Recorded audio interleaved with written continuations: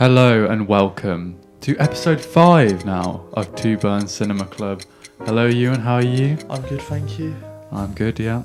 Oh, you didn't ask me, did you? I didn't fancy it this week, but you know, But it's all about you normally, you see. So well, I am the host after all. Anyway, how have you been keeping? Apart from I'm good.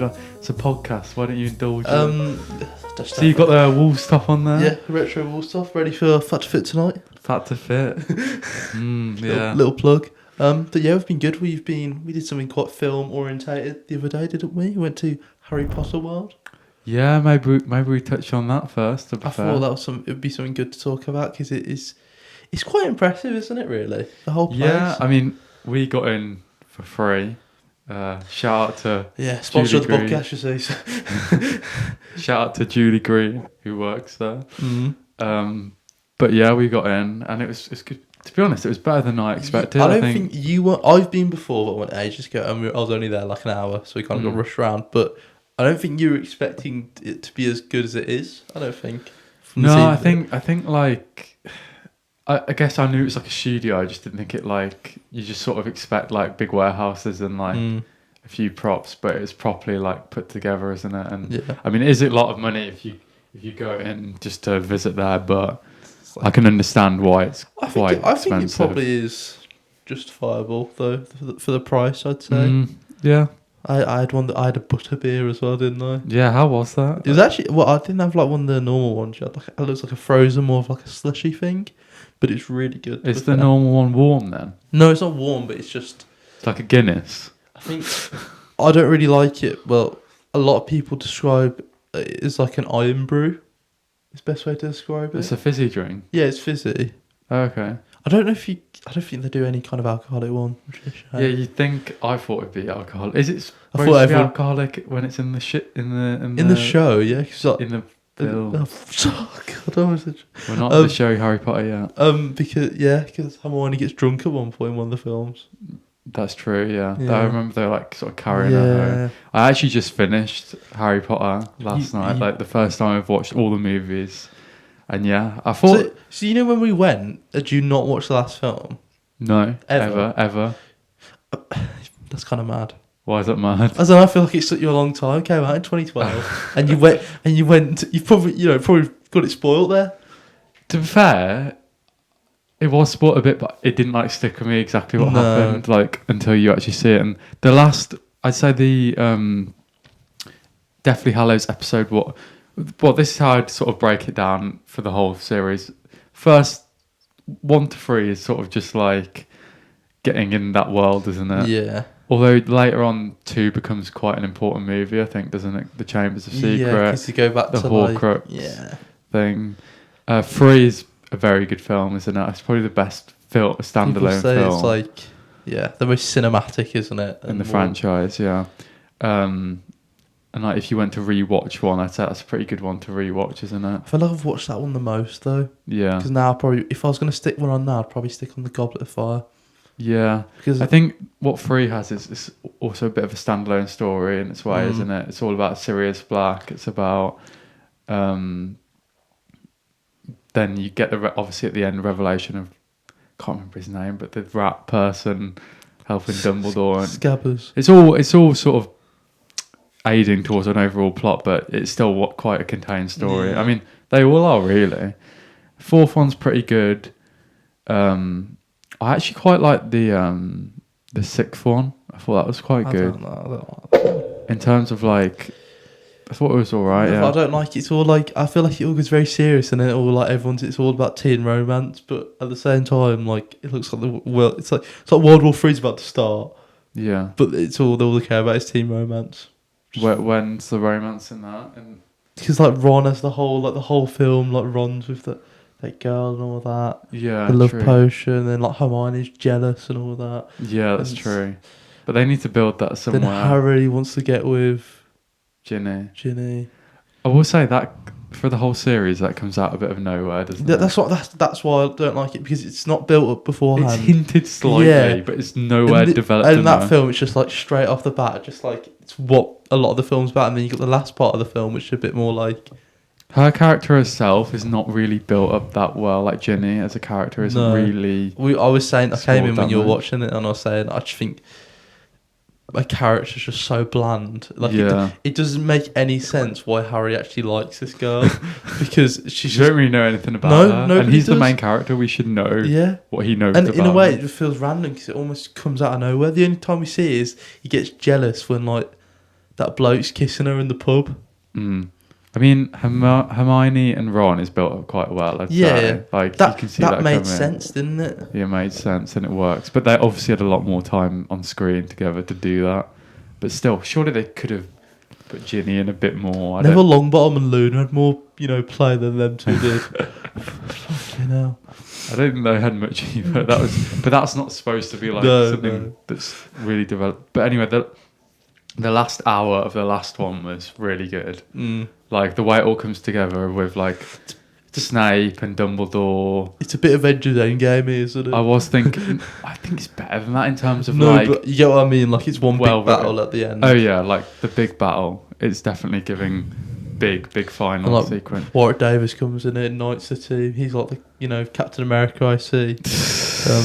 One thing I didn't like is like on that they like killed quite a few people off screen.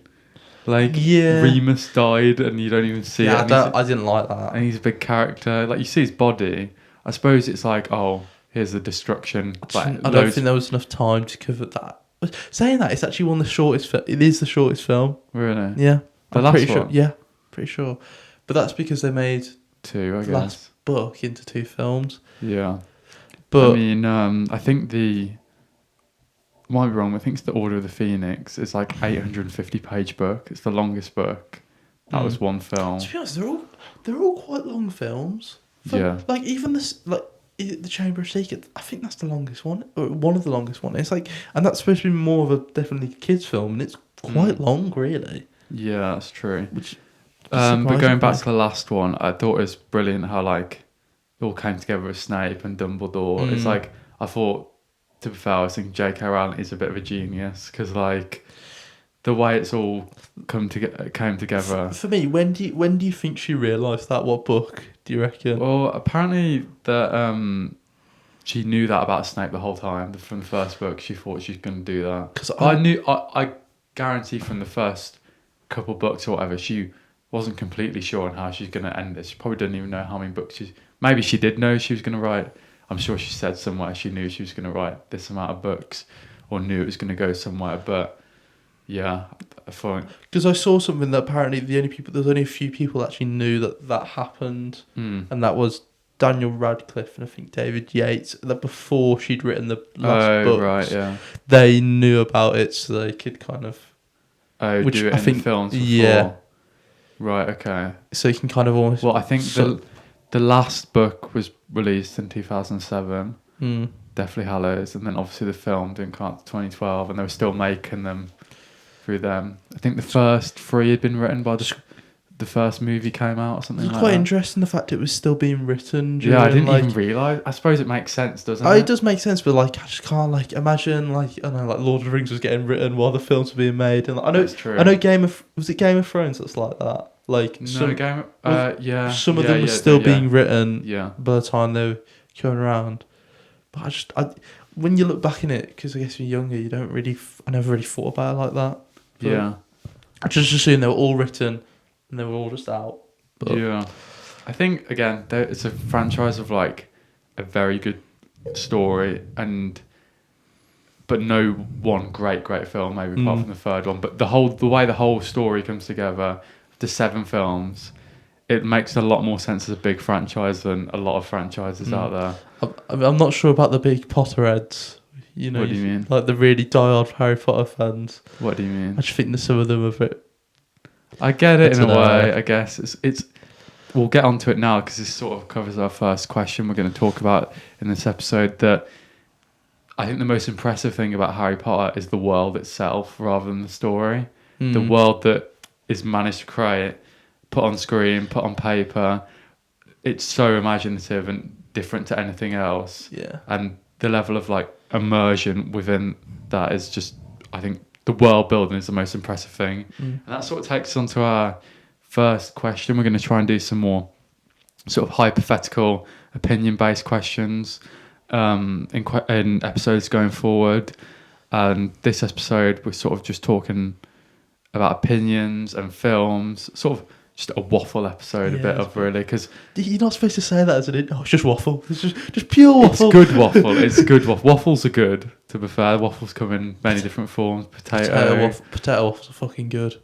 Yeah, I mean we've talked about food a lot on the last episode, so maybe we save that. But yeah, we will be getting to some reviews later on with Superman and Fantastic Four, which we're yet to see. Yeah, we're gonna. We're gonna come back and film that part. And we're going to appear at some point in this episode talk about Fantastic Four. Yes, our future selves will be one with our present selves in this episode. But yeah, the first question I was going to ask, if you could live, breathe, do anything in any world or any universe, from movies, or let's throw in TV as well if you want to, where would you go and why, and what would you do? What universe would you choose? Do you want to go first? I think you should. I had a few options for this. To be honest, it's alright. I'm just going to get into my laptop. I've sort of like not chose one yet. I've just chose a few. I've got a few, and I've got a few different reasons why I think one may be good. The first one that I sort of looked up was, I mean, it made sense considering what we were talking about, post Voldemort Harry Potter. So I thought Harry Potter was one of my big ones. The thing with Harry Potter is like it's still the normal world, but then there's this huge creative, different underworld beneath it. So the world thing is with, say, like, I'm jumping the gun a bit, but Star Wars, wow, cool, so much. It seems like an incredible world. But it's quite a dangerous world. It's very dangerous. Compared to the world that we live in. Not being funny, if you imagine you live on Tatooine and you want to go to the pub, go down Mos Eisley, and you've just got absolutely nutters everywhere, haven't you?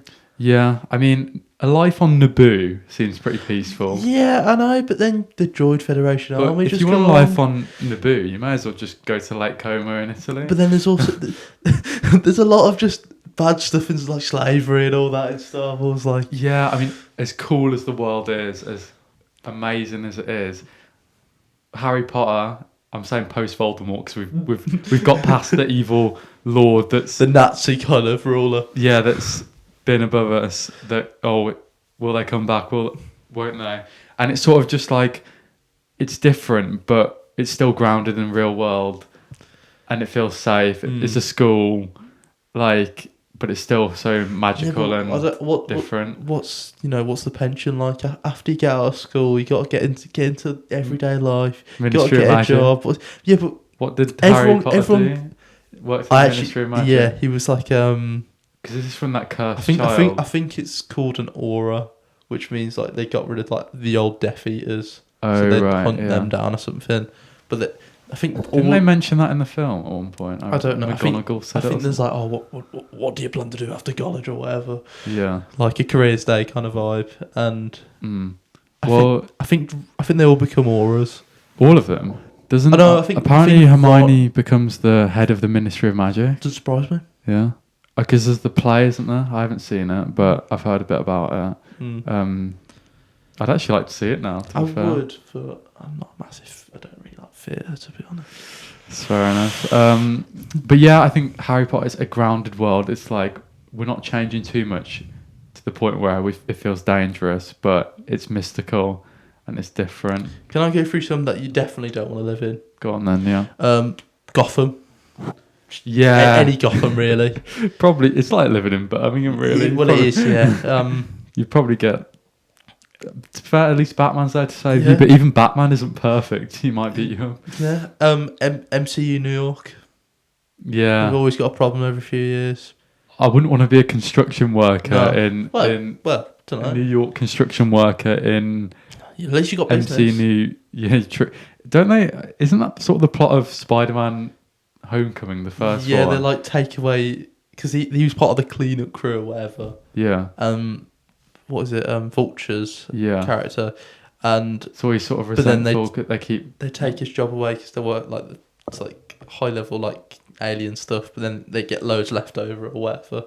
Right, okay. I'm trying to think of a really bad one. That is good. That is actually... I don't really rate those films, but that's quite a good idea for the plot, I think. I mean, I think Star Wars is pretty bad in Jedi. Like, it's been a Jedi. I don't know. Pretty cool. It's the first one that pops into my head when someone asks this question. Because it's the biggest, most impressive universe, isn't it? But it's like, imagine living on Alderaan.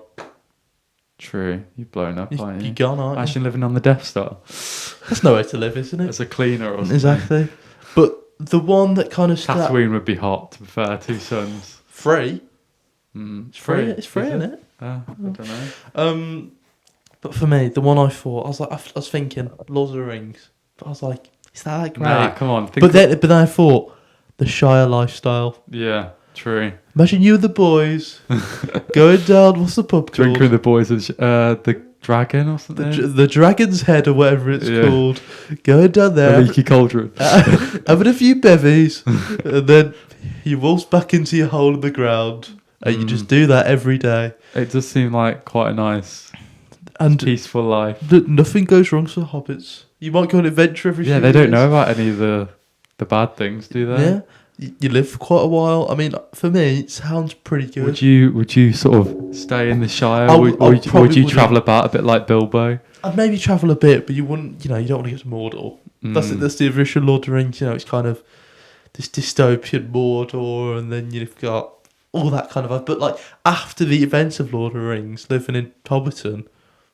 just sounds great to me. I was thinking Game of Thrones as well, but again, it's just a bit fucked, isn't it? Yeah. Like, people are killing each other all the time. It's not great. It doesn't seem like the greatest world to live in, to be fair. And even in Game of Thrones, if you live in the nice place, people are still trying to backstab you on King's Landing. You're never really safe. No, you're not. Position but you're in. For me, I do think Lord of the Rings, but the Shire.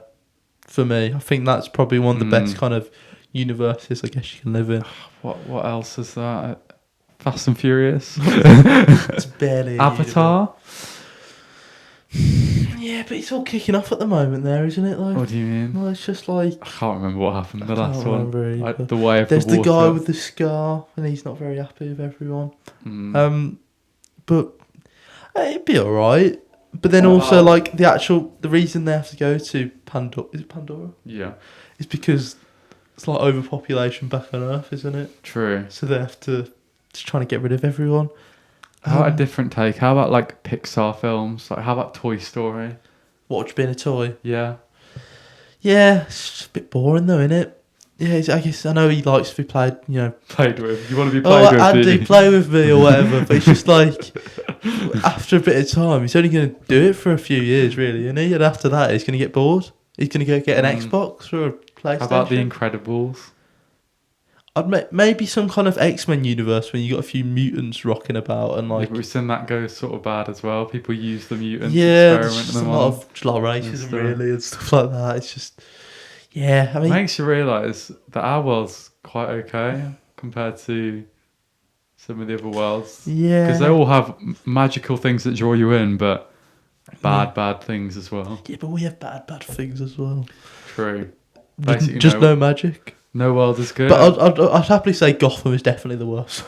It's the worst. Schindler's List. It's not really a universe. That's kind of our universe, though, really, isn't it? True, but just within that film. How about Breaking Bad? What? Because when I say you're in the universe, you're still like, you're surrounded by these characters. I'm not the character. I'm my own character, just surrounded. No, but like, say I said Breaking Bad, then you'd be living like around them. You'd be, I don't know, watching them go by. La Polos Hermanos is your local chicken shop. Maybe Hot Fuzz, and I'm one of the townspeople. Well, the great are good. Anyway, on that note, I don't think we really gave an answer. I'm just going to go post Voldemort Harry Potter, just because, even though I wouldn't even say I'm like a huge fan of Harry Potter, I just think it's the safest option for me. It's still quite nice. That was my second choice. Yeah. But anyway. Depends. If I can be Star Wars, if I can be a Jedi, or in like a Marvel, I can be a superhero or something. Would you want to be on the Jedi Council? Yeah, but you will not be granted as master. Anyway, should we move on to our main discussion for this episode then? Yeah. Upon the release of Fantastic Four, we're going to be asking each other our Fantastic Four movies. While each film, much like each hero, Stan Lee's iconic quartet brings something different to the table, as a team they must reflect a powerful and respectable lineup of cinema. And we'll be asking each other, what are our Fantastic Four superhero movies? In alignment with the release of Fantastic Four, of course.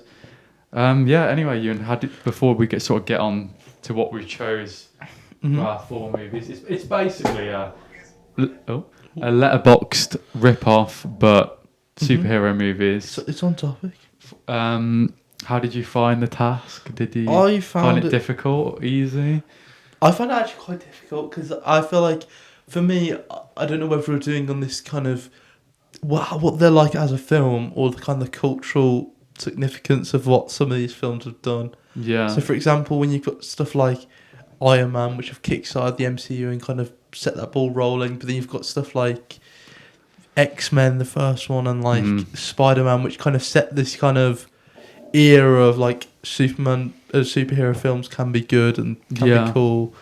Even I feel like we've seen a big difference from then to now, where we've got like nobody really wanted this comic kind of superhero, where I feel like the closer the more up to date we are, the more comic-y it's getting, especially with stuff like with Fantastic Four. You think at the start they tried to go like quite realistic, and now it's going back the other way? Yeah, I think so. For example, in like first X-Men, they talk about how they're all in leather jackets and all that. That's true. And it's not really how they look in the comics at all.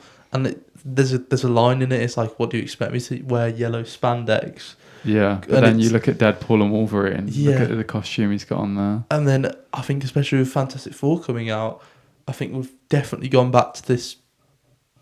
It's a lot more comic-y. I mean, they've set up this whole kind of 60s alternative futuristic universe, haven't they? Well, I will say, what you're saying there is quite limited just to Marvel, isn't it? Really? But I think even DC. I think DC. I mean, Superman. If we look at, like, I know we've had the Dark Knight series, but then you say quite DC, realistic, isn't it? You've grounded. got stuff like Batman and Robin, which was really silly and comic-y, but still they're all wearing like these leather kind of. Everything was leather, and they loved black, and they didn't like this colour. But then you look at the new Superman that's come out. It's very like comic-y. He's got like his typical like Superman pants on and everything. It's all very bright and colourful. Yeah. I think we've seen. How did that make it difficult for you then? Because it was just about like the quite significance of films and the different kind of tones. So do you want me to start? Well, I'd say sort of how I found it first. I think the main difficulty came from, like you say, a lot of the time they're in series, aren't they? It's such a franchise thing. Yeah. And to rate them as an individual film is quite difficult because they're often not individual films, and we sort of rate the Marvel films especially from the series they're in, rather than the individual films. Like, let's be honest, I suppose we'll get into it, whether we think our films stand alone are great films. I don't know if that's what you've picked yours on, or a bit of both, really. Yeah, maybe a bit how iconic they are, what they meant to you.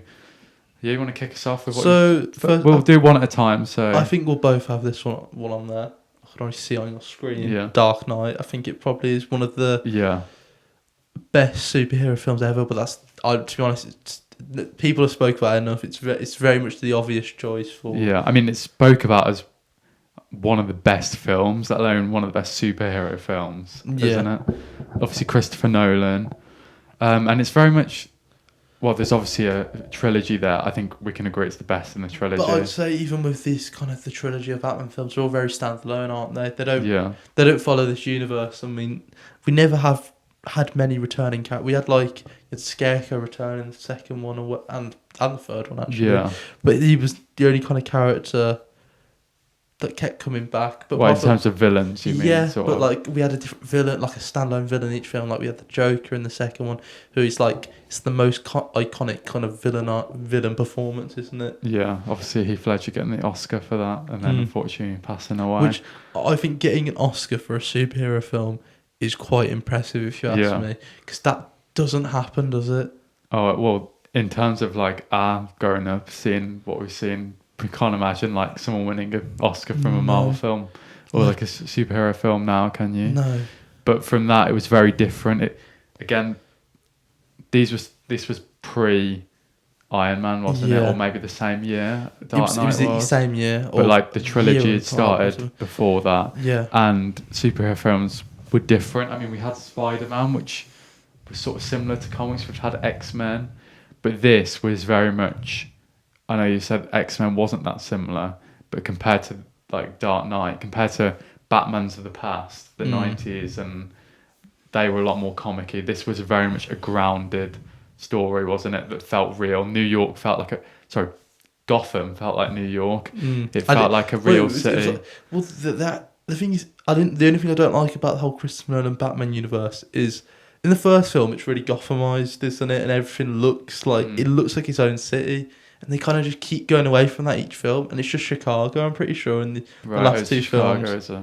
Yeah, which is just I don't know. It just yeah. See, like in most Gotham is presented as like its own kind of has its own architecture.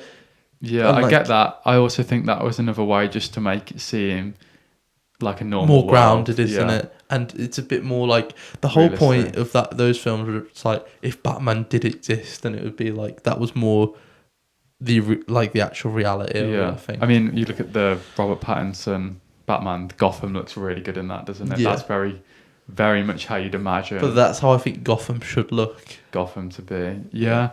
I think it is a great film, though. Iconic performance from Heath Ledger. I think Batman in that film is sort of... Well, I saw something that said, like, Bruce Wayne in that film... is sort of actually the mask itself, and Batman is sort of his true personality and his true self, which I couldn't describes it very well. I think, and that's what I think it should be with Batman. I think Bruce Wayne should be the sort of the character that is masked. I think people say Christian Bale was probably a better Bruce Wayne than he was Batman, and I think the story sort of centers around that, doesn't it? Bruce Wayne, what it's like to be Batman, how that affects him as a person, and I think they get it done very well. I think it's a great film, and there's not much more we can say about it really. No, I think these great films, they're just everywhere online. You see so much talk about them. It's quite hard to offer something. Offer a different. We try and yeah, but like it's just very difficult. Do you want to go next? Yeah, I mean, I don't. So where would that rank? Are we having this as top? I wasn't really ranking them, to be honest, but. Yeah, we can maybe have a look back so after different. I think this is 4 iconics for us, isn't it? Yeah, I think moving on to another one. I've gone with Captain America and Winter Soldier. Have you got this one? No, it was kind of in my honourable mentions though. Okay, I'll talk a little about this one. I remember this when it came out. It's 2014. I think this really captured my first I'm really into Marvel now. I don't know if it was the first Marvel. It probably was the first Marvel film I saw in the cinema. It was probably. I think it might have been. It was the first one post Avengers. Yeah, I think it was. But I'm trying to think what came out in because obviously Avengers came out in 2012. I think Thor: Dark World came out in 2013. Maybe, yeah. I don't know if Iron Man 3 maybe came out in 2013 as well. But I hadn't seen Thor. I hadn't seen Avengers. I hadn't seen Iron Man at this point. I think I'd seen Avengers, but on DVD. Yeah, that's what I remember. And then this was the first film I'd seen since then. So this really captured my interest in Marvel. I thought, and looking back, it holds up. It's an ace film. It's really good. Yeah, it's a simple-ish story, but also makes sense. Isn't it sort of like AI? Isn't it sort of like? It's not like. It's like they're trying to control they want access to everyone kind of, so they can just kill any kind of wrongdoers by hacking into it's like Hydra's taking over S.H.I.E.L.D., isn't it, really? Yeah, so it's like Hydra are basically Nazis, aren't they? Yeah. And it's a really good story of a corruption with inside a big... And we've got great characters. You've got Black Widow, and then you get the introduction of Falcon as well, which is... I think he's great in this. I remember really loving Falcon after this film. Nick Fury is in it as well. That good scene in the car. Yeah. The action sequence is really good. Obviously introduces the Winter Soldier, which is a really good character, especially in this, I think. I think in a way this set the benchmark of what kind of the MCU could be. Whether it was more like I know they had the Avengers, but this was more of a standalone film. I think it kind of really set this of like we also deliver this. This is before they'd ventured anywhere outside of like space, magic, multiverse. You had like very ground. I know it's still superheroes, but when you compare it to like Doctor Strange, to Guardians of the Galaxy, to I suppose, Thor was a bit different to that, but Iron Man and Captain America were the much more grounded ones, weren't they? And I think, honestly, the MCU have been trying to kind of make something like Winter Soldier for years now and just haven't really found that. I think they had stuff like Secret Invasions, and like the amount of times I've seen like MCU put stuff out for marketing about like this is like an espionage film, like the Winter Soldier was, because I think it was very espionage, but they just haven't found it. Yeah, but I think they've just really struggled, and because it just set such a high benchmark, and you had like the Winter Soldier was such a cool villain, and I love the kind of turnaround of the characters. It's an ace film. It really is. I think this introduced Black Widow a bit more as well. She'd been in Iron Man slightly, but hadn't been it too much. She was kind of put in Iron Man just to be kind of more this like sexy like. Yeah, and also and then, like, I think build up that well. Before the Avengers came out, they needed her in something, but this built her character up a lot more, didn't it? After Avengers, a lot, like you say, wasn't really as sexualized, was it? Because she was actually given more to do, I think. I'll give you. What made you not include this? Then you say it was a great film. I was, in terms of this, I was tossing it between Civil War, but I decided this was much better, I think, but. I don't know, to be honest. I just think it sounds stupid. The only thing that put me off, I think there's a lot of other Marvel films on the same quality of it. Yeah. Which kind of think for me made it quite difficult, because I know there's a lot. I disagree, but I could see maybe why you'd say that. Yeah, I don't know, but that's all I'd say. I'm sticking with another Marvel one. I've gone for Guardians of the Galaxy, which I think is pretty fair. I think it's pretty iconic, if you ask me. I think so I've got 3 and I haven't actually decided the 4th one yet. I've done same. But I was tossing up between Guardians of the Galaxy as well. So yeah, why should we talk about this a bit? I just think the whole like kind of I love the like, you know, we had this team which was like this was the first thing that Marvel did where we didn't already know these characters and these weren't well-established names. Yeah. And this kind of, when you think of superheroes, you did think of these kind of characters or whatever, but these were a completely new, different group. None of the characters we've heard of. Yeah, first ones that were sort of outside the Avengers, wasn't it? Yeah, and I think it kind of, it was just the way it's all done, and like the music in it, it's just incredible. The music's iconic, that's probably one of my, probably sways me a lot. Just I don't know, it just makes it so interesting. Same year as Winter Soldier as well, 2014. What a year for Marvel. Yeah, exactly. And that's when they just kept knocking out just incredible films. And it's actually funny, and it's not like slapstick. It is generally quite funny. It's probably a bit ruder and like cruder than the other films. I'd say it is, but I think it's not Deadpool level, but it's like it is a bit ruder and a bit darker. I mean, Guardians of the Galaxy 3 is like the first MCU film to drop an F-bomb. So I think it kind of shows it's more of a... As a series, But it is very comic-y at the same time, and I love all the characters, for me, were just like iconic, and they all had their reasons, and I like, especially with all the films, I know it's a bit more great, I think, like we had in the first film, we kind of go through each, we had like in the second one, like Star-Lord's kind of history, and then we got like Rocket Raccoon in the third one, and like the third one's incredible as well. Yeah, I think...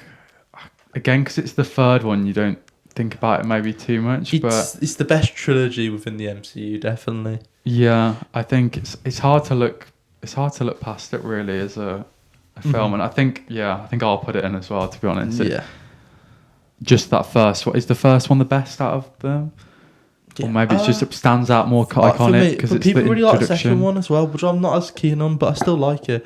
But for me, like first and third, the music's incredible, isn't it? It goes from 80s, 90s to 2000s, isn't it? With the music era, which I think, once again, it's just... Well, I don't know, is the last one full of 2000s? Or at the end, it sort of... No, it is full of a lot of 2000s music. Yeah, and at the end, I think it sort of ventures into the 2010s when he puts on... is it the... You got the love. No. Florence and the Machine. Florence and the Machine. I can't remember. Dog Days. That's Dog it. Days, yeah. And that's 2010, and that was sort of a symbolic. We're moving into the next stage now.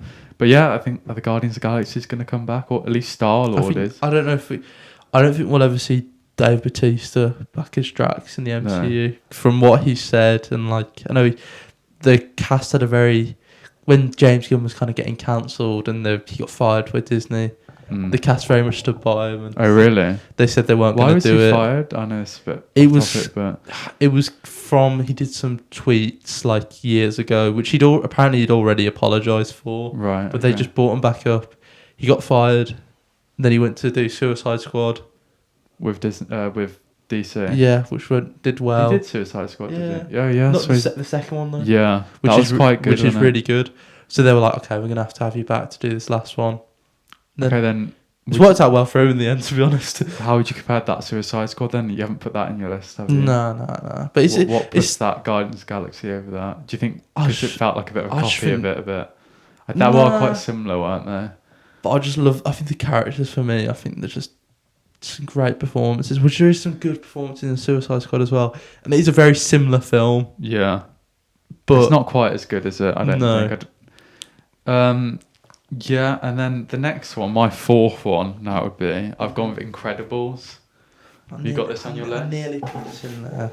Yeah, I think I just wanted something different that wasn't DC. I said this to you, I said, we can't just have, the kind of standalone ones. And this is a great film. Like, I can't really see any faults, but there's so many iconic moments. And it feels, despite being a sort of a kids' film, Pixar, the way the animation style, it's sort of like 50s, isn't it? But like looked futuristic in a way, and I really like the style of it and some iconic scenes. The one that steps out for me when he's sort of in that white room and you've got the bolt, like the balls thing. It's so satisfying and weird, but it just works. And the story of a family as well as a superhero, it's really good, and it doesn't go for many like cliche jokes like other Pixar films maybe do. It's a really good film. Bit of a Fantastic Four rip-off though, isn't it? Is it? A little bit. What kind of whole family element of it. I think there is lightness to it, but the powers are very similar, aren't they? Yeah, kind of. Aren't Fantastic Four family necessarily? I mean, yeah, but the whole point is that they're like one big family. Right. Okay. But I think it's enough to get away with. But I'm just saying to be. Yeah, you suppose you've got someone who can go invisible, haven't you? Mm-hmm. You've got Stretch as the woman. Yeah. All the powers are the same, aren't they? Well, you kind of got the Thing, Mr. Incredible. The only one that's a Dash, but he's a bit like Johnny Storm. Yeah. He kind of maybe not his abilities. We've got the baby's a fire one as well. So it's true, actually. They are very similar powers. I wonder why that was. They weren't. I think there was just a lot of inspiration taken from that, but I don't think it's an issue with the film. But it doesn't really follow the same like story. No. Syndrome is a good sort of. I like how it doesn't discuss how they got their powers or anything. It's just they just have them. Yeah. It's there. You've got them. Well, this is sort of as a universe as well. It's like.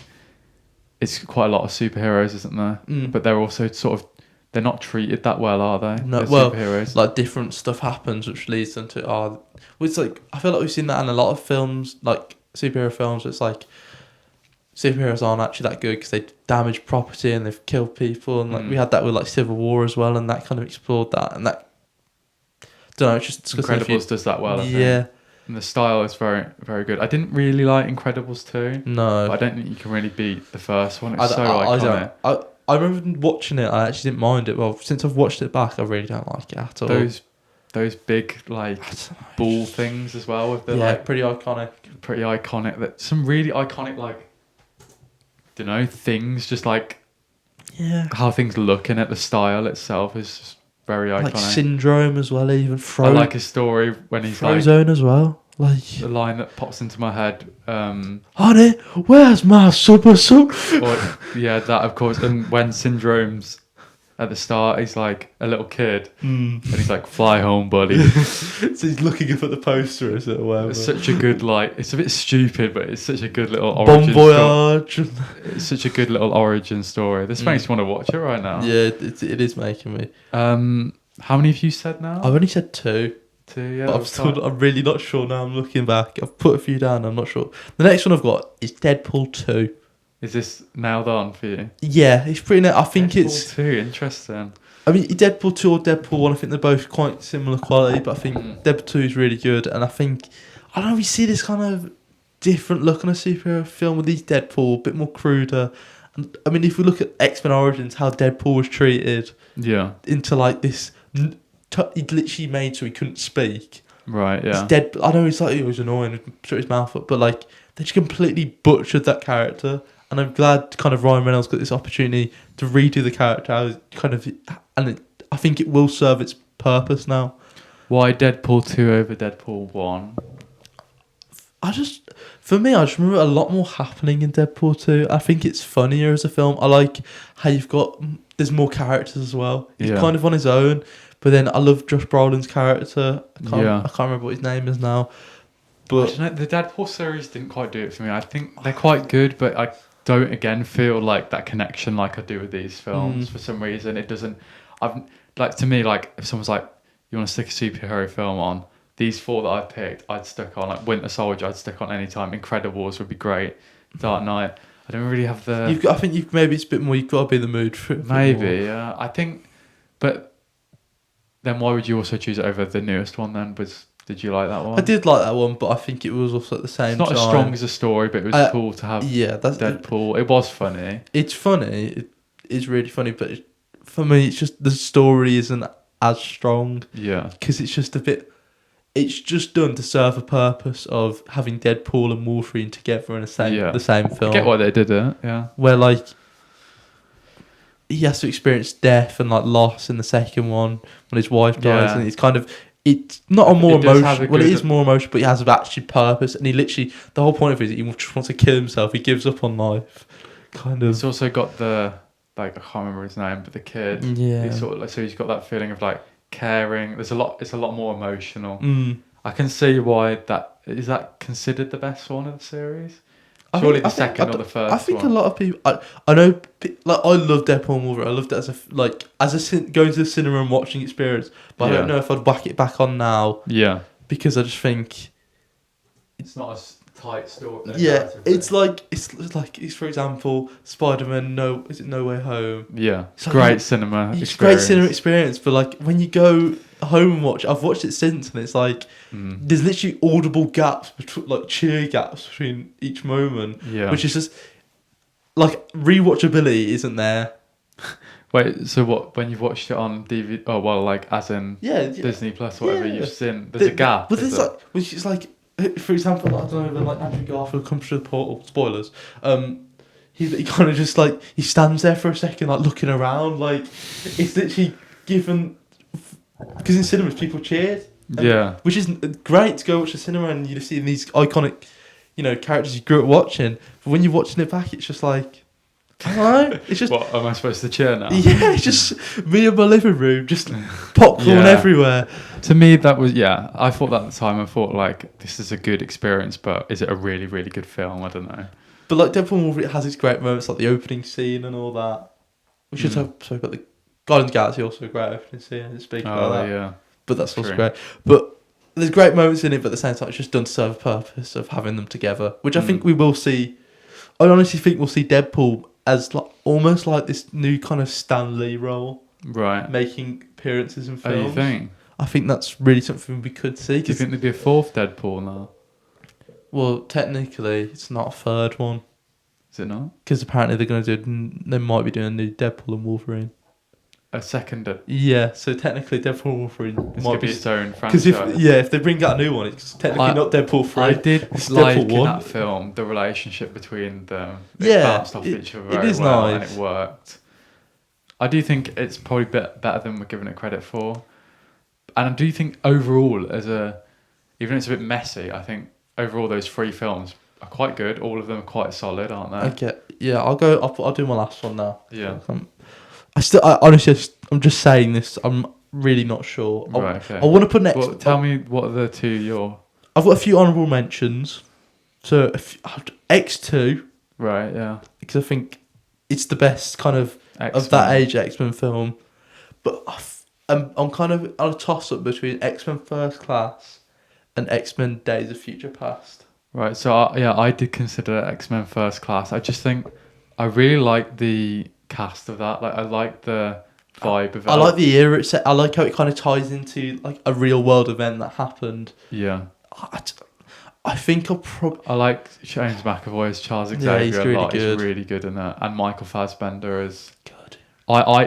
Chris Holt as Beast. Might be a hot take, but I prefer those two than Patrick Stewart and Ian McKellen.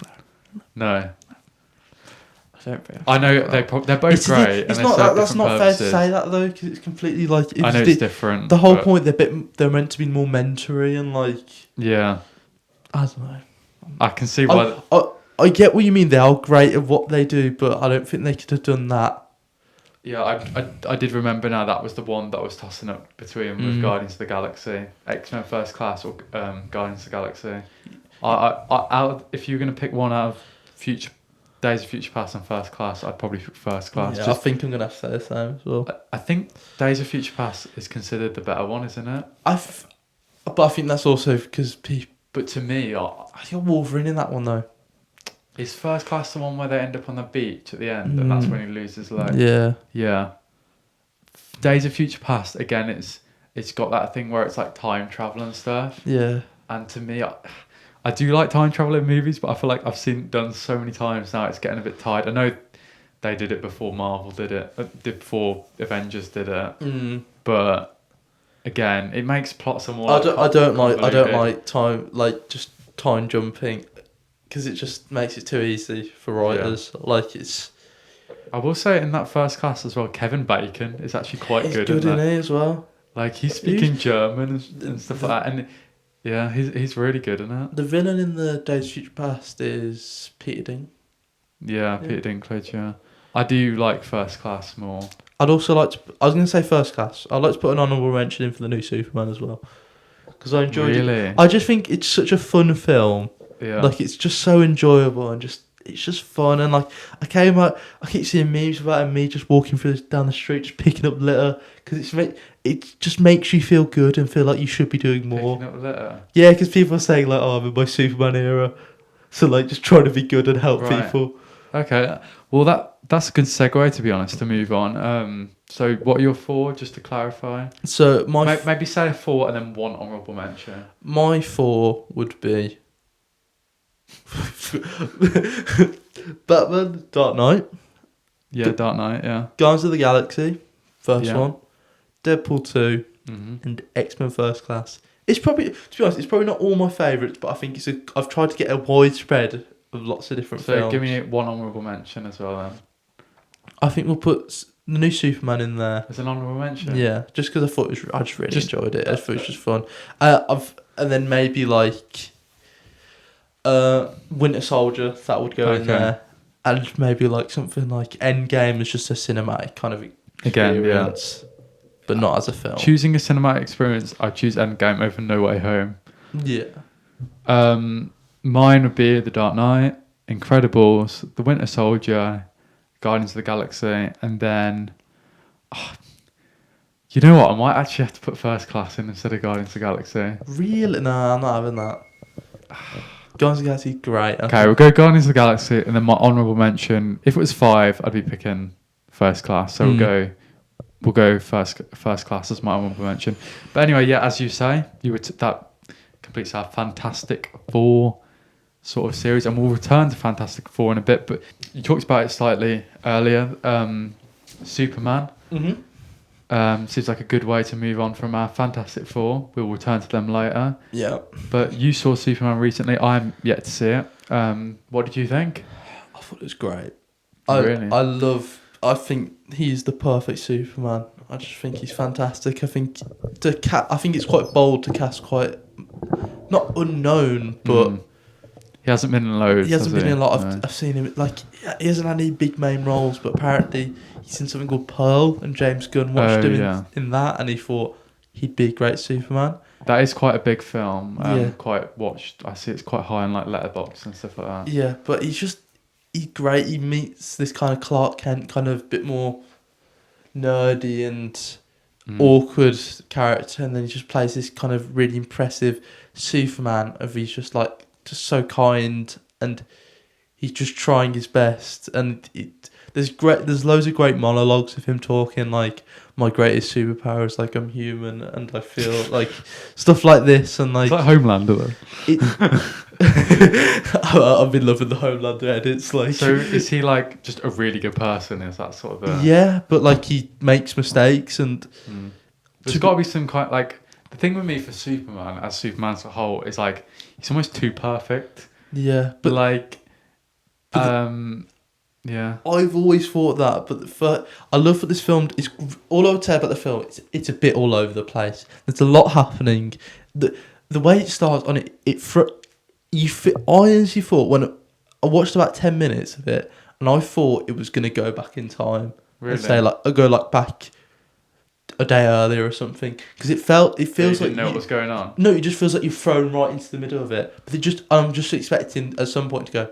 One day before, or whatever. It just didn't. Right, I just thought, and I think it was a very bold decision. But now I look back on it, we don't need to see this kind of background. It felt like so we don't sort of see how he comes to Earth. No. But we don't need to see that. No origin story. No origin story. But I like that. We don't need to. He's Superman. It's like, is it hinted at how he came here, or like he goes to, he's the way it starts. He goes to the Fortress of Solitude, and he's just lost his first fight. It says that it's just like he's all beaten up, so he has to like heal himself with the sun and whatever. And we kind of get a bit of background on him, and it's just to be honest, there's barely any kind of context expedition of like him in general, where he comes from. No, it's all explained in the easy way. It's like it was showing clips of his mom and dad talking to him through like a hologram. Bradley Cooper as well. Is his dad? But he's only in a hologram, and he says Bradley Cooper's old. He's Superman's dad. But he looks pretty great. But it makes me think he'll come back in some shape or form, because I don't know. It's big actor just to cast like that. But Bradley Cooper's now been in Marvel and DC, I guess. Yeah. But yeah, I just think. I don't know. I just liked how it kind of threw you in there. It maybe at the beginning I was like, "Oh, it's a bit weird," because I don't really know what's going. A bit all over the place. But it's eventually you think about it, like, I don't need to see a lot of stuff. It explains it all. It's like a lot of people describe it's like a comic, and you've literally opened it in the middle of it. Yeah. And you're just going from there. It's not the worst thing, as long as it makes sense. But it does make sense. It very much shows moments of a quite political. That important right now.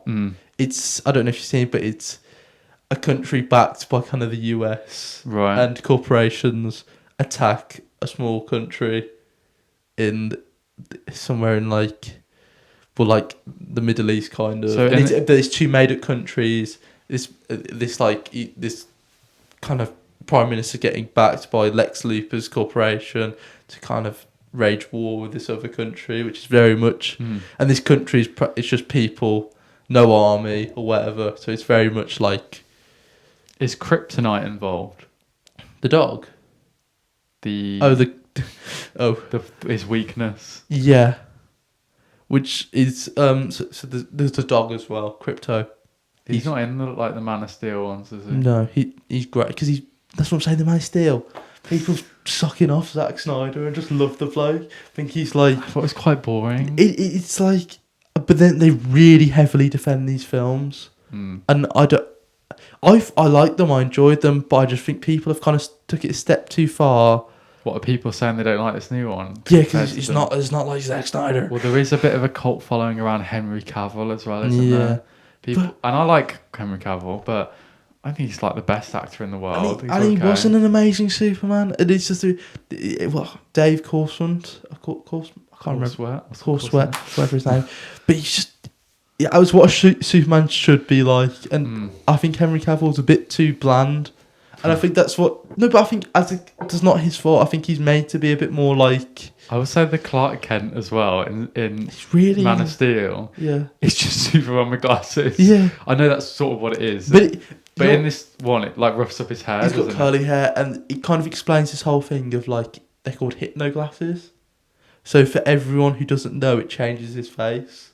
Right. So, and it explains that. Oh, his face looks different. No, it doesn't. But like to other people, it explains like these glasses make my face look different to other people who don't know I'm Superman. Right. Okay. So it makes it more justifiable that the glasses it's just get away stupid, with it, isn't it? Like, you wear glasses and Although apparently, Henry Cavill once stood in Times Square with glasses on, but in front of a Superman poster, and no one realised it was him. Yeah, but that's what he said. I have seen that before. But I do agree. I think when he just puts glasses on, it's just not a disguise, is it? It seems silly, but yeah, that explains it a bit more. I mean, there is a few moments which I think they do look a bit funky. Well, it is a comics movie where you got that haircut. But it is very... talk about later, that haircut, that character. But I do love how it's all quite funky and just not realistic, because I found it interesting. So apparently in this kind of Superman universe, this new DC universe they've created, there's no New York, there's none of these typical big American cities. Isn't it Metropolis? Metropolis. But that's how it works in all of them, isn't it? Yeah, but there's but they're saying there's no New York. Right. So like Metropolis is almost the big city. It's Metropolis. In the other ones, it's Metropolis and New York. Yeah. But I think apparently this has been done a very conscious decision to kind of make it's definitely its own thing, and almost like Marvel are limited because it's almost done like we're in the same universe as it is real life. I think they're trying to push away this is its own universe, which is like completely different to this kind of the actual reality we live in. Universe, it's just like pretend it's in our actual reality. Yeah. So is this going to be? Are there going to be other films in this universe, or is it sort of they're all going to be standalone? I think the plan is the new DC films coming out in terms of like there's a Batman film and it might got cancelled, hasn't it? Well, but maybe it's coming. See, apparently there's going to be 2 Batman films. Gets a bit confusing because there's the Matt Reeves Batman, the Robert Pattinson, which it looks like they've just given the script. So that looks like it could be created, but that won't be within that universe. That'll be that's his own standalone universe. So there might be a new Batman. Yeah, but there is going to be a new Batman that's going to be called The Brave and the Bold. It's going to follow, I think, that Comic-Con or whatever. Or that's the name of the film. I can't remember. But they haven't announced a Batman for that yet. That's so many Batmans. We've had so many. But like the issues with that, I saw someone saying about it, the way it's all lined up, it's going to look like those 2 Batmans are going to come out in the same year. I was like, how confusing is that for your average moviegoer? Yeah, that is confusing. Even a year out, I think that's mental. To bring out you need a big gap to make that make sense. There's a lot of people, 50% at least, that are going to be seeing those films. But I've just seen Batman. You're going to go to the wrong Batman, aren't you? You think, where's Robert Pattinson? Oh no, that's not right. They can't come out in the same year. Exactly, because I think that's just at least marketing wise. That's an absolute maze. Yeah, that doesn't make sense. At least it's got to be at least a bit out of the conscious before we come back with another Batman, I think. But I know we're getting Clayface, we're getting Supergirl. Oh really? Because Supergirl gets she's at the very end, like kind of like post credit almost. But I think it's a very exciting start, and I think it's crypto. I'd very much like to see. I'd love for this Superman to return in some shape or form. I don't think he'll get his own movie for a while, but I like to think he's going to make some appearances in other films. Yeah, because it's great. I think as well, DC clearly dropped off a little bit, but in that time that Marvel rose to the top, we had Black Adam. What the hell was that? Things like that. What else did DC do? Just that Suicide Squad, the first Suicide Squad. DC have just made such poor decisions on how to run a universe of just I'll have a bit of this, I'll have a bit of that. Yeah, they can't make their mind up. Whereas Marvel, say what you want about them, they had a very clear plan. They almost went too gung ho, didn't they? DC. They brought our Superman. They brought Batman v Superman. Now you've got a Justice League. Yeah, it's all very confusing. It put me off, to be honest. And I'm someone who. And then there was the whole release your Snyder Cut. And then it was just mid as fuck as well. So it's just like... Yeah. And then you had the stuff like Aquaman, fine. Yeah, it wasn't... Just an alright film. Flash, fuck me. That's horrific. Anyway, how would you rate this film out of 10? Just to give me, someone who hasn't watched it, sell me the film. Should I go watch it? Would I like it? Should. I've told most people said, is it any good? I go, watch it. Yeah. Because I think, even for me, I'm not a massive... I've never been a big Superman fan. Yeah. But I think that's almost because I've never been given something that impressive that's made me... Because I've always thought Superman's just boring. But I think that's just how I've seen him portrayed in different roles and stuff. Because now I'm watching Superman and Lois Lane. It's like this show. So I started watching that now. And that's also really good. Right, so it's like a grown-up Superman where he's got kids and stuff. So he's like balancing being Superman and a dad. I think there's also one called like Smallville or something like that. Yeah. I don't really know much about that, but I've heard of it. But yeah, to me, I guess in my head, they had the Henry Cavill one. I think there was a Superman before that as well. That sort of both quite bland characters, really. There was the rumoured Nicolas Cage Superman. Have you ever seen a picture of that? Yeah, it was also like shown in The Flash, wasn't it, or something?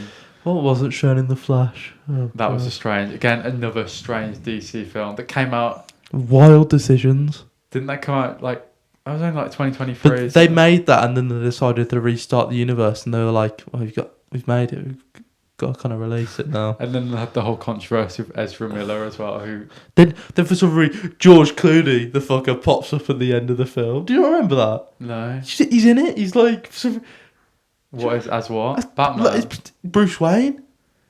Right, yeah, because they tried to go like multiverse with that. It didn't make sense. That was an awful film. It didn't make any sense. It's killing me talking about it, honestly. There's one thing,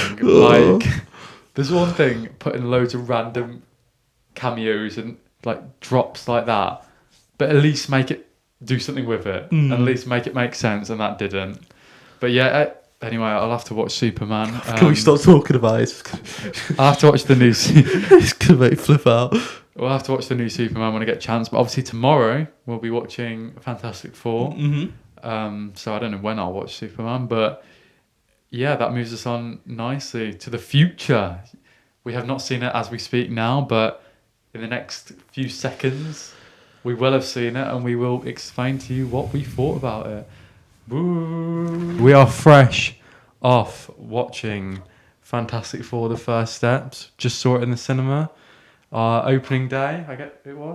Yeah, opening day came out today. And yeah, what did you think? I was a bit disappointed. Oh, I guess there's left. Yeah, to be honest, I wanted more. I was a bit disappointed. I thought it was a rough start straight away from the film. I think it did really lack something in the beginning, and I felt like we could have, needed a bit more. And it felt that whole first act was a bit of a drag, really. I almost felt like they went into space, obviously, didn't they? Because the Silver Surfer came down and they were like... But that was the Silver Surfer, right? Yeah, just it a was, female yeah, version. Yeah. And they were like just trying to find out where she come from, what she is, and it just dragged that scene. I think I almost fell asleep. The second half of the film definitely got better. Picked up. They hit the emotional beats quite well. I think the dynamic as a family worked quite well. But again, our mum said it's a bit like The Incredibles in the sense that they were a family. The style, in terms of this retro setting, but in a futuristic universe, was quite similar. I did like that aspect of the film. The aesthetic of it looked quite nice. I don't know what you thought about that. Oh, yeah, I think... But all I would say, I think the whole setting, I think it kind of loses people the understanding of it. I think for maybe your average kind of cinema goer may not understand this. They probably don't know about the different kind of universes because, like, you have to ask me, like, what universe are we in or whatever. I suppose... Which for you, maybe I think I just don't know if it's could become a bit too niche and maybe the... I suppose the different aesthetic made it seem completely different, worlds away from our world, as in like the MCU world that we're used to. But our dog is trying to escape. So I think maybe that was a choice why they did that, potentially. But I do think Thunderbolts was good, a good return to Marvel, I think. Good transform, I'd say, in general. But I don't know. And this, don't get me wrong, this was better than some of the shit they've been piling out for the last few years. Yeah, And it probably was similar level to Thunderbolts, but I think I had higher expectations for this one. For me, there was a lot of hype around this film, and there's parts I do really like, and I did actually think, well, that's pretty cool, and stuff like when Silver Surfer was like surfing on the fire waves, some really cool like different shots and moments, full of good moments. I did think Vanessa Kirby, Invisible Woman, I guess what you call her, Mrs. Fantastic, was very good in this. She was probably my favourite. Strongest character. Had the most arc, I'd say, of any character in there. Thing and Johnny Storm didn't really have much to do. Johnny Storm had that moment where he proved himself as like... He kind of has a bit of a side plot kind of going on, which does end up resulting in itself. But at the same time, I don't know. I feel like as a team, I don't know if they got anyone... I don't know if anyone really got enough play, which sounds stupid. I will say about the first... original Fantastic Fours, it felt like everyone had their own little side plot going on, which in a way was quite good, I thought, for character development. I mean, we definitely had more of this family orientation around the Fantastic Four in this film. I think we definitely saw that, and we are a family, I'd sit down to dinner at 7 or whatever, but had better core values when it came to that than maybe the originals did. Also, one thing is like, why on earth did they, when they came back from space and they had the thing like Galacticus wanted the baby, why would they tell the general public that? Well, I guess that their whole point is they're transparent with things, aren't they, and all that. I suppose, but they surely with any knowledge they know what's going to happen in terms of public response. But maybe we've reached this world in their world where like they're so believed by the public. And it did feel like outside of those four in this universe, in this world, everyone else was extremely stupid, apart from them. I just think as well, in my opinion, I feel like in all the trailers and everything, I feel like we saw too much of this film before it even came out. You think? I really do. I think some of the way it was marketed as well, I think we knew a lot of these big core storylines, like... I know a few days before the film came out, they announced that like, one of the trailers came out saying that the Galactus wanted the kind of child, which just makes you kind of go into the film thinking, well, they've got to get to that point at some point. Yeah, sort of told you the whole plot. Yeah, which is just a bit like, I just don't really get the appeal of that as much, and I think it just did really leave me wanting a bit more from all of it. Like, it was solid. It is solid. I think it's better. It had the plot, the narrative was quite good. I didn't have any problems with the actual objective for the characters, like what they were trying to do. I do love the style of it. I think it does look great. Yeah, I will have to say. I think the baby looked a bit CGI. There was a few points, where it did look a bit CGI, but also I preferred how like Johnny Storm looked in the originals with the flame on. It looked a bit weird. Did you not like it? No, I thought it looked a bit strange. I thought the stretching looked good for Mr. Fantastic. That did look good. But but once again, I don't think we saw enough of it. We didn't see much powers, did we? No, we were saying this like feels like it takes halfway through the film to actually see them really fighting and using their powers. Yeah. Which I think this is why it's really lacking an opening fight in the first structure, just so we get to really, Do we always need that though? I think it felt like this movie did though, didn't it? Also, I think maybe they're trying to prove that, like, especially Mr. Fantastic does not rely on his powers. They're scientists first and foremost. They're really intelligent people, and they definitely try to show that with all the equations all the time on the board, all the different... There was a lot of scenes of them just trying to work stuff out. Which is good, but all I would say, there was meant to be a first act fight in this. That's what that was, because I can't remember the actor's name. He's a big actor, but he was meant to be a villain in this film. He was mentioned a few times with I think they talk about monkeys and all that, because he that was supposed to be the first act fight, but apparently that was all cut just because they went a different direction, and you can tell because it's from that talk show. They kind of just talk over everything. Yeah. Say, oh, this happened and this happened or whatever, and it kind of. I didn't mind that. Cause I know, but it's just like sometimes by having one fight, you can kind of you can kind of give all that info. Yeah. Without it seeming so forced in a way, and just like, just giving it away within the fight. Yeah. To me, I can see objectively why people might like this, but I don't think it was for me. I didn't enjoy it that much, to be honest. It didn't connect with me for whatever reason. Thunderbolts to me was a lot more enjoyable if we're comparing.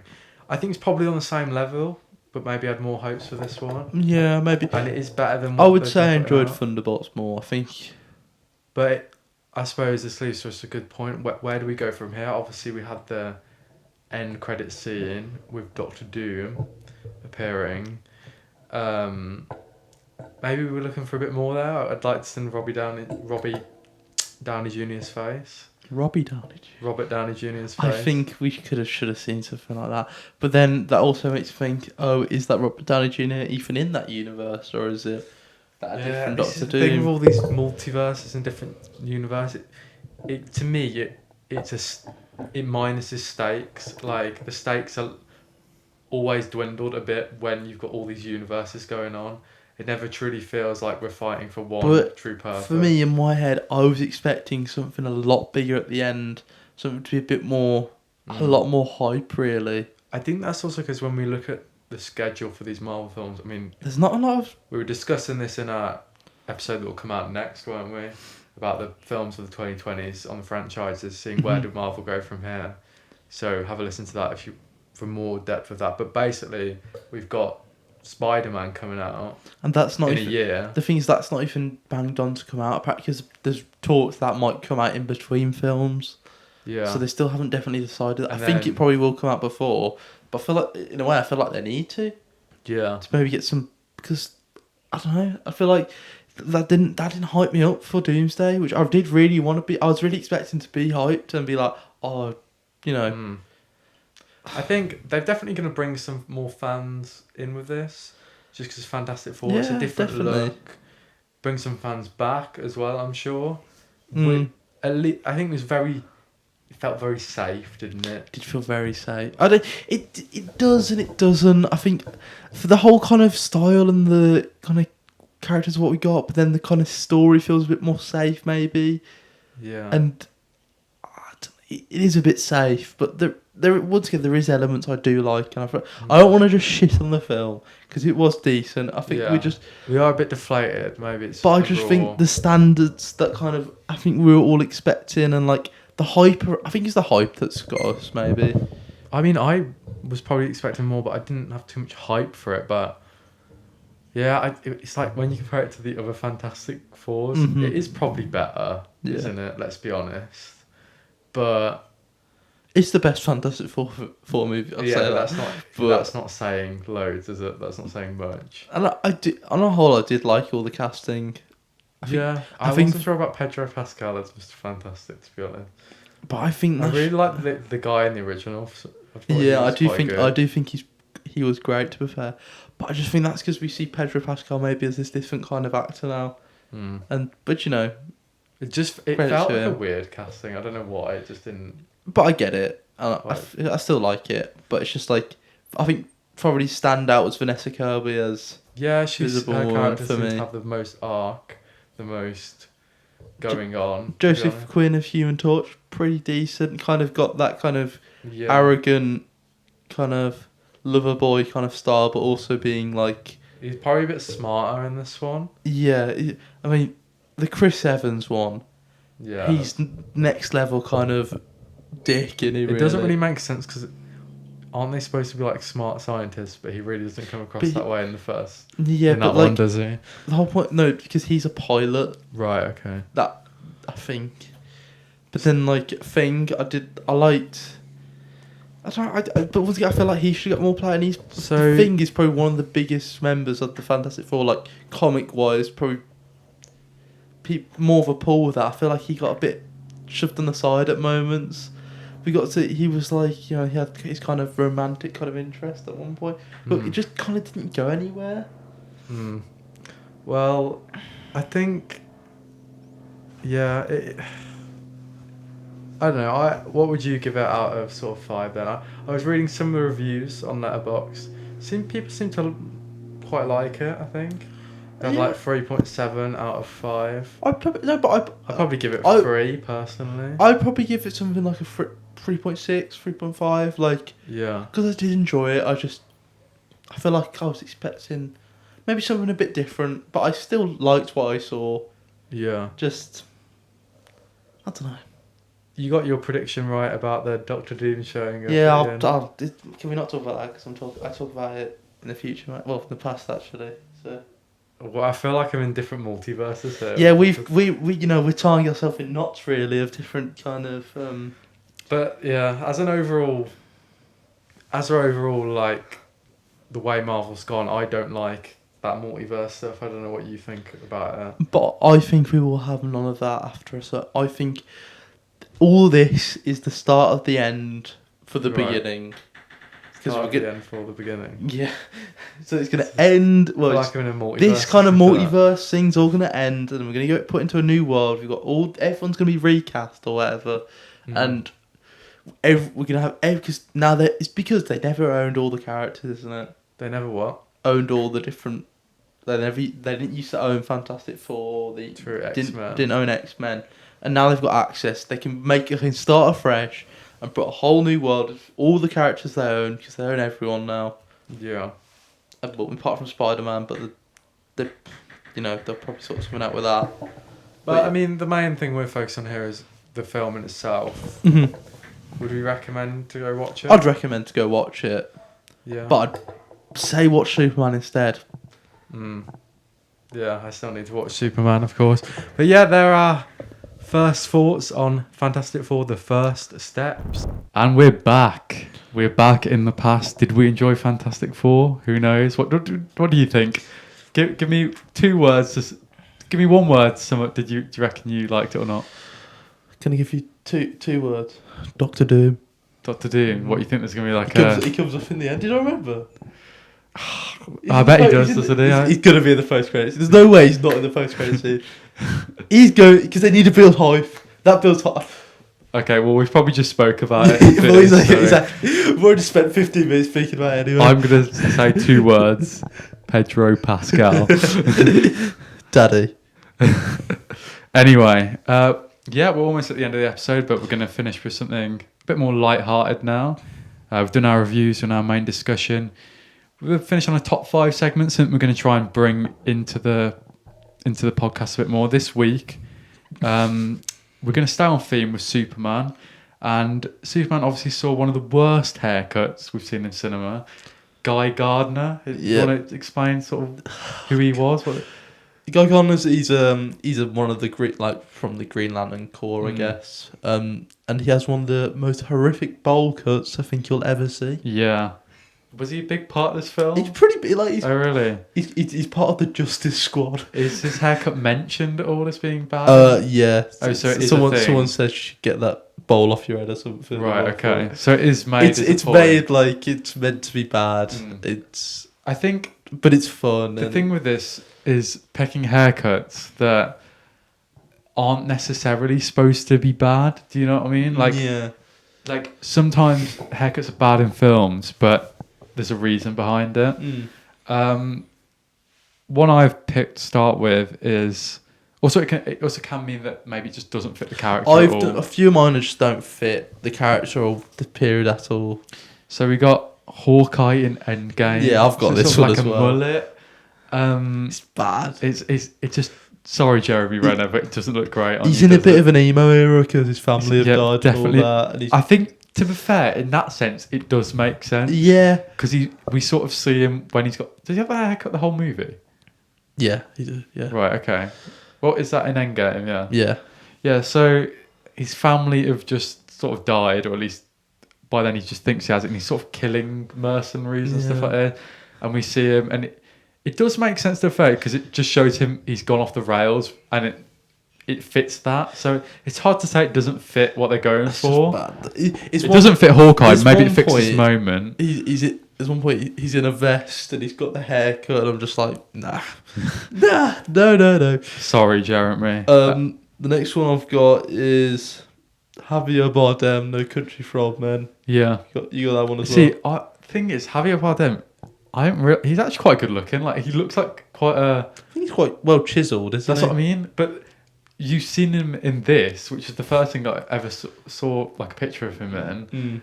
And he looks so creepy. He looks like it's very much like an old Beatles kind of mushroom trim, isn't it? Oh, it's awful. Yeah. I know he is meant to be a serial killer psycho, isn't he? Mm-hmm. So again, our point about it not fitting the character, it does fit the character. He's also in James Bond. Have you seen in Skyfall? He plays a similar sort of evil role in that, and he's got a weird haircut in that. But yeah, it is rough. It is bad. Go on then. Any more? Different one here. This one just annoyed me. I don't know why. It was giving I'm a barista at Starbucks. Okay. And Jennifer Lawrence in Don't Look Up. I saw that, and when I was looking, I did think it's not great. Yeah, I remember. It's giving barista. It just annoyed me. I think her whole thing is like try and save the planet, so maybe that makes sense. Yeah. And it is a comedy, that film. But yeah. The haircut just annoyed me. I've got a few more. Every single person, Harry Potter and the Goblet of Fire. Yeah, Harry Potter and the Goblet of shitty haircuts. Yeah, I just don't know why they felt the need to have every character keep the hair really long. Ron's especially is a bit rough. Bad. Hermione's sort of the only one who survives. The two brothers, the two twins as well. Yeah, theirs is really long, straight, long. Yeah. Apparently, I said this, but it's something to do with they all just get told to keep the hair as long as possible, so that when they come back to set on the next film, they can just do it however they want. But the director saw them all and was like, just keep it the same. I think it looks good. I think the thing with it is, how old are they in the Goblet of Fire? So they're like 14, 14, I think. So it's sort of. I guess it's supposed to represent that awkward stage, kind of like just starting puberty or whatever, and which like, I do get. That kind of justifies it a bit. And like that awkward the awkward length they've got makes the awkward stage sort of make sense. A few more just to roll off. Snow White in the newest one. I haven't really seen. I just don't think you got a picture of that. I should be able to get one. I just don't think it kind of suit. I know it's the typical Snow White kind of trim. I just don't think it looks right. I don't know if it's on the person or just in general. I don't know if it's just because it's live action. It makes. Or maybe it's just that she's like not white. Well, that one's not too bad for me, but it's kind of bordering. Yeah. Another one. I didn't think that's too bad. Nicolas Cage as Superman. When he's got really long hair. What, in The Flash? Yeah. Well, no, just because that was meant to be a film. I just thought I'd put it as a bit more honourable mention. Was he supposed to have long hair? Apparently. I don't know if that was just for test screenings or whatever, but I think a Superman should not have long hair Cage like that. does not look like a Superman. No, I think that maybe because of that. Captain Marvel, Avengers Endgame. Like the short term. She went for a bit, like Ronaldo, like prime Ronaldo, when he had swipe back hair. She went for that look. Yeah. I put Lex Luthor in Batman vs Superman because he's meant to. It's like the ginger. Yeah, Jesse Eisenberg. He's meant to be bald and he's got long ginger hair. So I just thought it doesn't really make sense to me. I've also gone with Obi-Wan in The Phantom Menace, just mainly because it's so boring, and the other two films, Obi-Wan's so cool. She's got quality trims as well in the other two. The third one especially, it just prime.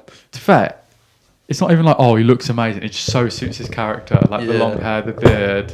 He looks like this wise master, and it just makes sense. Whereas the first one, it's just a bit boring. Yeah. And like, I don't know, when you've seen the others, you're like, bro, why have you got that haircut? But then I guess it makes sense. He's still in his infancy as a Jedi then. And we don't view him as that. So maybe it matches how we view him again. A lot of the bad haircuts do make sense from a narrative character point of view. Mm-hmm. Another one I saw was, I haven't seen the film, but Courtney Cox in Scream 3. People kept saying this. It's like a terrible bang, like fringe. It's not even like cut right at all. Yeah. Like, look at that. Yeah, that's not good. if you ever feel like shit, just remember Courtney Cox's hair in Scream 3. Yeah, that was pretty so, should we try and make a definitive top? Well, maybe not an order top 5. We'll do a top 5 together. I think we can agree on Hawkeye, right? So let's put Hawkeye 5. Yeah. Because I don't think it's too bad. Jennifer Lawrence, don't look up 4. Yeah, put that 4. That's okay. I don't think Snow White could be on the top 5. Can we put Lex Luthor, Batman, versus Superman? Is it that bad? It's not that bad. He's just meant to get in the way. He's just meant to be bold, though, isn't he? Yeah. Okay. Then Javier Bardem. Yeah. No Country for Old Men, number 2, and I think Guy Gardner has to be number 1. I know it's comic accurate. Let's say that. Let's get my live reaction to this. You've seen it. You must have seen it, surely. Who's that? Is that him? It's Nathan Fillion who's playing the character, but that's not the trim he's got. I'm just seeing. I mean, to be fair, it doesn't look that great in the comics, does it? But he's kind of character. Oh, okay, yeah. He's a bit of a dickhead. That is rough. Yeah, that is rough. That is a bad hair day if I've ever seen one. That's why I thought we should do this, because I saw the trim of the film. I was like, yeah, it's very right now, really, isn't it? Anyway, I think that brings us to the end of episode 5 of the Two Bones. Bit of a longer one today, I'd say. We had a lot to get through, to be fair. Yeah. Fantastic Four, Superman. Obviously spoke a lot about superhero films. Hope you guys enjoyed the new sort of segments at the start and end as well. But thank you for listening, and we'll see you very shortly. Bye. Goodbye.